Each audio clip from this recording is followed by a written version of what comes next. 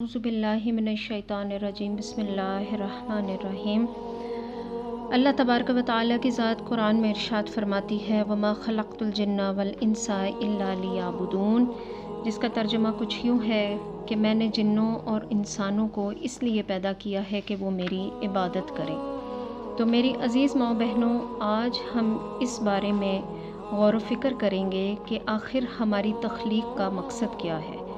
اللہ نے ہمیں پیدا کیا، ہم اس دنیا میں آئے، تو ہمارے آنے کا مقصد کیا ہے؟ کیا صرف کھانا پینا، سونا جاگنا، کپڑے پہننا، بازاروں میں جانا، شاپنگ کرنا، ٹی وی دیکھ لینا، موبائل چلا لینا، بچوں کی ذمہ داریاں پوری کر لینا، اپنے گھر کی مصروفیات میں ہر وقت لگے رہنا، کیا ہماری زندگی کا مقصد یہ ہے؟ تو عزیز ماؤں بہنوں، نہیں، ہماری زندگی کا مقصد یہ نہیں۔ قرآن ہمارے لیے ہدایت ہے۔ قرآن ہماری ساری زندگی گزارنے کے لیے ہمیں ایک طریقہ فراہم کرتا ہے، ایک ہدایت دیتا ہے، ایک ہمیں فارمولہ بتاتا ہے کہ ہم نے زندگی گزارنی کیسے ہے۔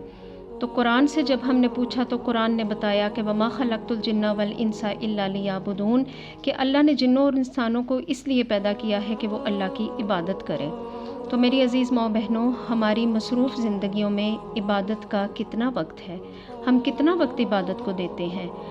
باقی عبادات تو بہت لمبی فہرست ہے ان کی۔ آج میں جس عبادت کا ذکر کرنا چاہوں گی وہ ہے نماز۔ تو عزیز ماؤں بہنوں، نماز اللہ نے ہم پر دن میں 5 وقت فرض کی ہے۔ تو اگر ہم غور کریں کہ ہم دن میں 5 وقت نماز کی پابندی کرتے ہیں کہ نہیں کرتے، اور آپ کو پتہ ہے کہ قبر میں جا کر جب منکر نکیر ہم سے سوال پوچھنے آئیں گے تو سب سے پہلا سوال وہ نماز کے بارے میں کریں گے کہ اے بندی یا بندہ، تو نے اپنی نمازیں کتنی ادا کیں اور کتنی قضا کی؟ تو میری عزیز ماؤں بہنوں، جو پہلے سوال میں ہی ناکام ہو گیا اس کا آگے کیا بنے گا؟ اور اللہ نے قرآن میں 700 مرتبہ ارشاد فرمایا ہے وَأَقِیمُوا الصَّلَاةَ وَأَقِیمُوا الصَّلَاةَ، نماز قائم کرو، نماز قائم کرو۔ اور ہمارے پیارے آقا حضور علیہ الصلوۃ والسلام ایک دفعہ سردی کے موسم میں باہر تشریف لے گئے۔ اس روایت کو حضرت ابو ذر رضی اللہ تعالیٰ عنہ روایت کرتے ہیں کہ حضور ایک دفعہ سردی کے موسم میں باہر تشریف لے گئے تو درختوں سے پتے گر رہے تھے۔ حضور علیہ الصلوۃ والسلام نے درخت کی ایک ٹہنی ہاتھ میں لی تو تیزی سے پتے گرنے لگے۔ حضور نے فرمایا کہ اے ابو ذر، جو نماز کو اخلاص کے ساتھ پڑھتا ہے اس کے گناہ بھی ایسے ہی جھڑتے ہیں جیسے درخت سے پتے۔ سبحان اللہ۔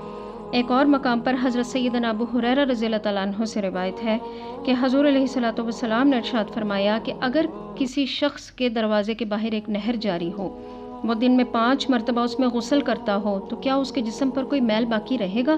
تو صحابہ نے فرمایا یا رسول اللہ، کوئی میل باقی نہیں رہے گا۔ تو حضور نے فرمایا یہی حال 5 نمازیں پڑھنے والے کا ہے کہ اللہ تعالیٰ ان نمازوں کی برکت سے اس کے سارے گناہ معاف فرما دیتا ہے۔ سبحان اللہ، اللہ اکبر۔ اور ہمارے پیارے آقا حضور علیہ الصلوۃ والسلام نے ارشاد فرمایا کہ اپنی اولادوں کو نماز کا حکم دو جب کہ وہ 7 سال کے ہو جائیں، اور اس پر انہیں مارو جب کہ وہ 10 سال کے ہو جائیں۔ تو پھر پتہ چلا کہ نماز کے بارے میں کتنی سختی سے تاکید کی گئی ہے کہ جب آپ کا بچہ 7 سال کا ہو جائے تو آپ اس کی ٹریننگ شروع کر دیں، اس کو نمازوں کے اوقات بتائیں، اس کو وضو کرنے کا طریقہ بتائیں، اس کو نماز سکھائیں، نماز میں جو جو پڑھا جاتا ہے وہ اس کو یاد کروائیں۔ کیا ہم یہ سب کچھ کرتے ہیں؟ ہم اپنی اولاد کو باقی تو سب کچھ سکھا رہے ہیں، فیشن کرنا بھی سکھاتے ہیں، ان کے جسموں کو بھی پالتے ہیں، لیکن عزیز ماؤں بہنوں، ان کی روح کی تربیت کا کوئی اہتمام نہیں کرتے۔ تو ہمیں اس بارے میں فکر کرنی چاہیے۔ اور ایک بے نمازی عورت اللہ تعالیٰ کو کتنی بری لگتی ہے، اس کا اندازہ آپ کو اس روایت سے بخوبی ہو جائے گا۔ حضرت موسیٰ علیہ السلام کے پاس ایک عورت آئی، آ کر کہنے لگی کہ موسیٰ، میں بڑی گناہ گار ہوں، میں نے بدکاری زنا کیا، ایک حرام بچے کو جنم دیا اور پھر اس کو قتل کر دیا۔ تو موسیٰ، میں توبہ بھی کرتی ہوں، کیا میری بخشش ہو جائے گی؟ تو موسیٰ نے کہا کہ اے عورت، چلی جا، کہیں تیری بدبختی سے ہم پر عذاب نہ آ جائے۔ جب وہ عورت روتی ہوئی چلی گئی تو جبرائیل علیہ السلام آ کر کہنے لگے موسیٰ، اللہ کہتا ہے کہ اس سے بھی بری عورت کے بارے میں بتاؤں؟ اس سے بری عورت وہ ہے جو نماز ادا نہیں کرتی۔ تو پھر آپ کو پتہ چلا کہ ایک بے نمازی عورت ایک زانی بدکار عورت سے بھی زیادہ اللہ تعالیٰ کو بری لگتی ہے۔ اور جو عورت یہ عذر پیش کرتی ہے کہ میں بڑی مصروف ہوں، میرے پر گھر کی بڑی ذمہ داریاں ہیں، بچوں کو کھانا دینا ہوتا ہے، ساس سسر کو سنبھالنا، ماں باپ کی ذمہ داریاں، میرا خاوند بڑا سخت ہے، بڑی سخت طبیعت کا ہے، سخت مزاج کا ہے، تو وہ عورتیں بھی سن لیں۔ قیامت والے دن اللہ تعالیٰ ایک بے نمازی عورت کو بلائے گا کہ تو نے نماز کیوں نہیں پڑھی؟ تو وہ کہے گی کہ میرا میاں بڑا سخت مزاج کا تھا، میں اس کے فرائض ادا کرنے میں ہی لگی رہتی، بچوں کی ذمہ داریوں میں لگی رہتی، گھر کی مصروفیات میں لگی رہتی، اللہ میں نماز کے لیے ٹائم نہ نکال سکی۔ تو اللہ اس کے اس عذر کو قبول نہیں کرے گا۔ آپ کو پتہ ہے اللہ اس وقت کس کو بلائے گا؟ فرعون کی بیوی حضرت آسیہ رضی اللہ تعالیٰ عنہ کو بلائے گا کہ فرعون تو کافر تھا، مردود تھا، لعنتی، جہنمی تھا، لیکن اس کی بیوی حضرت آسیہ رضی اللہ تعالیٰ عنہ مسلمان تھیں، کلمہ پڑھنے والی تھیں۔ اللہ حضرت آسیہ کو بلائے گا اور پھر اس بے نمازی عورت سے پوچھے گا کیا تیرا میاں فرعون سے بھی زیادہ سخت تھا؟ تو وہ عورت کہے گی نہیں اللہ، فرعون سے زیادہ سخت تو میرا میاں نہیں تھا۔ تو پھر اللہ فرمائے گا جب آسیہ کو اس کا کافر میاں نماز پڑھنے سے نہیں روک سکا تو اے عورت تجھ کو کس نے نماز پڑھنے سے روکا؟ تو پتہ چلا تو خود ہی میری یاد سے غافل تھی۔ اب سوچئے ذرا اس وقت ایک بے نمازی عورت کا کیا حال ہوگا، اور اللہ اس بے نمازی عورت کو جہنم میں پھینکے گا۔ اور ہمارے پیارے آقا حضور علیہ الصلوۃ والسلام ساری رات نماز پڑھتے، اتنی نماز پڑھتے کہ آپ کے پاؤں سوج جاتے۔ آپ سے پوچھا جاتا کہ یا رسول اللہ آپ اتنی نماز آپ کیوں پڑھتے ہیں، آپ کیوں اتنی مشقت کرتے ہیں؟ آپ تو بخشے ہوئے ہیں، آپ نے تو قیامت والے دن ساری امت کی شفاعت فرمانی ہے، آپ تو سب سے پہلے شفاعت فرمانے والے ہیں، آپ کی شفاعت سب سے پہلے قبول ہوگی۔ تو حضور نے فرمایا کہ کیا میں اپنے رب کا شکر گزار بندہ نہ بنوں؟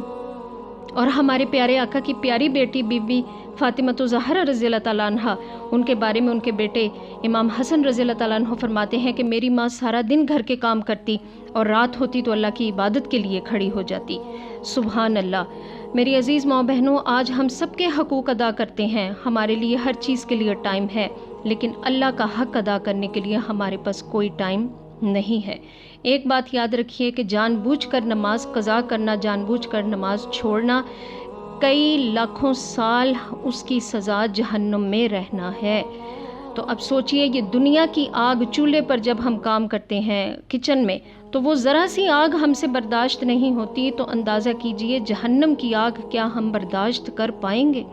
کہ آج ہم کہتے ہیں نماز کے لیے ہمارے پاس ٹائم نہیں، یہ مت کہیے، کاموں کو، مصروفیت کو کہیے کہ بھئی ہم اس وقت نماز پڑھ لیں، جب بھی مؤذن اذان دے تو سب سے پہلے نماز پڑھیے، کیونکہ نماز پڑھنے والا ایسا ہی ہے کہ قبر میں نماز اس کے لیے نور ہوگی، پل صراط پر نماز اس کے لیے نور ہوگی۔ اور ہمارے پیارے آقا نے فرمایا نماز دین کا ستون ہے، نماز میری آنکھوں کی ٹھنڈک ہے، نماز مومن کی معراج ہے، نماز جنت کی کنجی ہے۔ اللہ تعالیٰ ہمیں اپنی نمازوں کی فکر کرنے کی توفیق عطا فرمائے اور ہمیں 5 وقت کا پکا سچا نمازی بنائے، اور ہمیں اپنی اولادوں کو بھی اس بات پر ثابت قدم رکھنے کی توفیق عطا فرمائے۔ آمین ثم آمین یا رب العالمین۔